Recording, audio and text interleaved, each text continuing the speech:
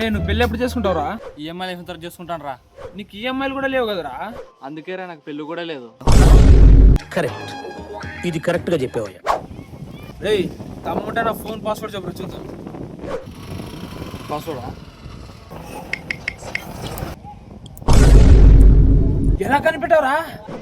నీకున్న తెలివికి ఇంతకన్నా పెద్ద పాస్వర్డ్ కొడతా వాళ్ళు గొర్రె.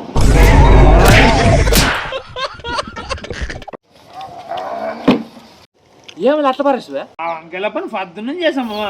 సరే టీ తాగుదామా?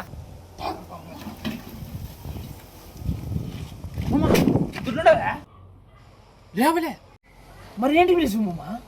నువ్వు తాపిస్తావు వస్తే వెళ్ళాను. ఏమలే నాన్న కూడా నువ్వు తప్పిస్తావని ఆస్తాను వచ్చింటు మామ. సరిపోయారు